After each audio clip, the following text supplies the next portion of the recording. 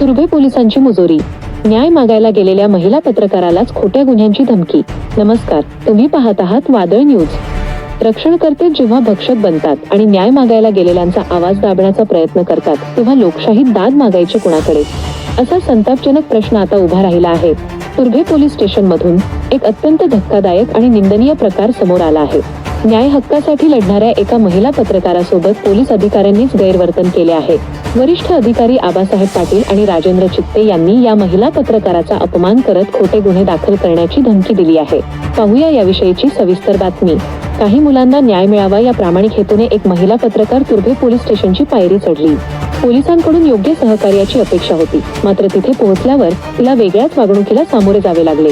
Turbhe police स्टेशनमध्ये कार्यरत असलेले वरिष्ठ अधिकारी आबासाहेब पाटील आणि राजेंद्र चित्ते यांनी या महिला पत्रकाराची तक्रार गांभीर्याने घेण्याऐवजी तिच्याशी अत्यंत अयोग्य आणि अपमानास्पद भाषेत वर्तन केले.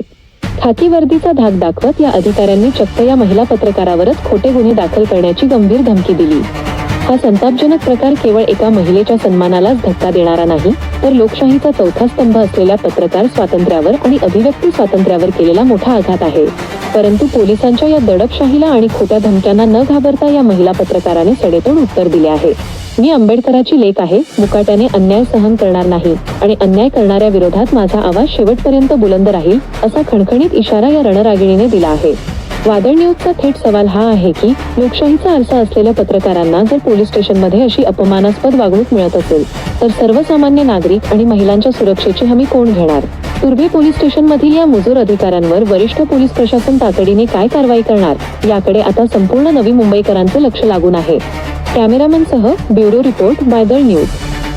आपल्यासोबत सामाजिक कार्यकर्त्या प्रिया सरोदे मॅडम आहेत. 2 दिवसापूर्वी त्या तुर्भे पोलीस स्टेशनला गेले असताना तिथले जे सिनियर आहेत आबासाहेब पाटील ह्यांनी त्यांच्यासोबत हुज्जत घातली होती. नेमकं काय प्रकरण आहे हे त्यांच्याशी जाणून घेऊया. काय झालं होतं? 2 मे 2026 शनिवारच्या दिवशी मी तुर्भे पोलीस स्टेशन या ठिकाणी संबंधित काही विद्यार्थ्यांच्या तक्रारी होत्या, ज्या तक्रारी आबासाहेब पाटील नोंदवून न घेत नव्हते. तर त्या पद्धतीची मी त्यांना विचारणा केली की तुम्ही ह्याबद्दलची मुलांच्या जर तक्रारी आहेत तर तुम्ही ह्या तक्रारी का लिहून घेत नाही आहे. तर त्यांनी माझ्याशी त्या पद्धतीचं चांगल्या पद्धतीचं उत्तर न देता त्यांनी माझ्याशी हुज्जत घालण्याचा प्रयत्न केला.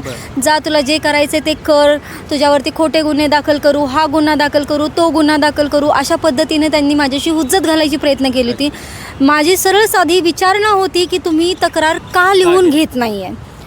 अजून एक दुसरा प्रश्न असा आहे की तुम्ही ॲक्च्युली गेले होत्यात शिपिंगच्या जेवढ्या कंपन्या आहेत, बरोबर, त्या संदर्भात तुम्हाला काय वाटतं, किती कंपन्या अशा अनधिकृत आणि याला कोणी बळ देत आहे? खरं सांगायचं गेलं तर नवी मुंबई क्षेत्रामध्ये 500 ते 600 अंदाज माझा 500 ते 600 ह्या अनधिकृत शिपिंग मरीन सर्व्हिसेसच्या कंपन्या आहेत, ज्याच्याकडे आपल्या पोलीस प्रशासनाचा असो की नौदलाचा असो, DG शिपिंगचा असो, सगळ्यांचं ह्याकडे दुर्लक्ष होतं आहे. ह्याच्यामध्ये कुठेतरी मला असं वाटतं की राजकीय व्यक्ती लोकांचाही यामध्ये हात असणार आहे. त्यांच्याशिवाय ह्या विनापरवान्या कंपन्या चालणार नाही आहेत. जर माझा एक प्रश्न आहे, विनापरवान्या कंपन्या का चालतात? जर इल्लिगल तुम्ही म्हणताय तर इल्लिगल कंपनीवरती सगळ्यांवरती तुम्ही बंधनं टाका ना, आणि जे परवाने आहेत, ज्यांच्याकडे RPSL लायसन आहे, अशा परवानग्यांना तुम्ही परवानगी द्या. माझं सरळ म्हणणं आहे की तुम्ही ह्या सगळ्या ज्या विनापरवान्या आहेत त्या कंपन्या हटवा, मुलांना न्याय द्या. जर अशा पद्धतीचा विद्यार्थ्यांचा आक्रोश आहे, त्यांच्यासोबत फ्रॉड होत आहे, त्यांच्याकडून पैसे उकळले जात आहेत, त्यांना नोकरीचं आमिष दाखवलं आहे, हे कुठपर्यंत सहन करायचं विद्यार्थ्यांनी?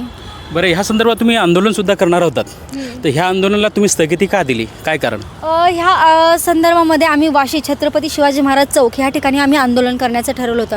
आबासाहेब पाटील यांनी माझ्याशीच हुज्जत घातली नाही, तर अशा बरेचसे आहेत घटना, त्यांनी FIR नाही लिहून घेतलेली आणि त्या फिर्यादीवरतीच त्यांनी उलट गुन्हे दाखल केले. अशा बरेचसे फिर्यादी माझ्याकडे आले होते, तर त्यांची ही तक्रार मी लक्षात घेता आम्ही छत्रपती शिवाजी महाराज चौक या ठिकाणी आंदोलन करण्याचं ठरवलं होतं. पण आंदोलनाला कडून आम्हाला वाशी पोलीस स्टेशनकडून तात्काळ आंदोलन आमचं रद्द करण्यासाठी आणि तुमची परवानगी नाकारली असं आम्हाला पत्र दिलं. मग आम्ही आम्हाला वाशी पोलीस स्टेशन अंतर्गत आम्हाला हे पत्र दिलेलं होतं. मग आम्ही त्याची विचारणा करण्यासाठी आम्ही DCP ऑफिसमध्ये गेलो. त्यांनी सांगितलं की जे काही तुमच्या तक्रारी आहे त्यांचं आम्ही पूर्णपणे निवारण करू. त्यांनी शिपिंग मरीन लाईनचा जो आहे मुद्दा तो लक्षात घेता त्यांनी मला आश्वासनही दिलं की 14 दिवसाच्या आत आम्ही आरोपींना अटक करू, शिवाय आमच्या काही बंधूवरती हल्ला झालेला आहे त्याच्या हल्ला झालेला आहे, तो दलित समाजाचा बंधू आहे, त्यांच्यावरती हल्ला झालेला आहे, त्यांच्याही आरोपीला आम्ही पकडण्याचा प्रयत्न करू असं DCP साहेबांनी आम्हाला वेगवेगळे आव्हान दिले. पण त्यांचे लेखी स्वरूपातले आव्हान नव्हते, तर त्यांचे शाब्दिक स्वरूपाचे जे आहे त्यांचे ते आम्हाला आव्हान होतं. पण आश्वासन आम्हाला त्यांनी दिलं होतं. बरं, अजून जर तुम्हाला तर त्यांनी 14 दिवसाचं एक टाईम दिलेला आहे, जर त्याने ते पूर्ण नाही केलं तर त्याच्यानंतरची तुमच्या भूमिका काय असणार आहे? माझी त्याच्यानंतरची भूमिका एवढीच असेल की आपले महाराष्ट्राचे मुख्यमंत्री तथा गृहमंत्री देवेंद्र फडणवीस साहेब ह्यांच्याशी ह्या संदर्भामधले विचारविनिमय करून त्यांच्याशी भेट घेऊन ह्या संदर्भ त्यांना आम्ही सांगण्यात यावा. जर त्यांच्याकडूनही जर काही प्रयत्न झालाच नसेल, आता ते गृहमंत्री आहेत म्हटल्यानंतर त्यांना राज्याची काळजी आहे, ते खरंच काहीतरी प्रयत्न करतीलच. आणि पोलीस प्रशासना जे भ्रष्टाचारी अधिकारी आहेत त्यांचं निलंबनही करतील. आणि त्याचबरोबर जर त्यांच्याकडून काही नाही झालं तर आमचे सगळे विद्यार्थी संघटना आहे, पत्रकार संघटना आहे, वकील संघटना आहेत, आमच्याकडे दलित संघटना आहेत, ज्या सगळ्या संघटना एकत्र रस्त्यावरती येऊन आंदोलन आणि मोर्चे काढतील. आणि मग त्याला सर्वस्वी प्रशासन जबाबदार आहे, कारण की आम्ही हा पूर्व इशारा देऊनही जर कारवाई झाली नसेल तर आम्हाला रस्त्यावरती उतरण्याशिवाय पर्याय नसणार आहे. आत्ताच आपलं बोलणं झालेलं मॅडमसोबत, ते बोलतात की जर त्यांनी जे टाईम पिरियडमध्ये जर त्यांनी ते त्यांचं वचन पाळलं नाही तर हे मोठ्यात मोठं आंदोलन छेडणार.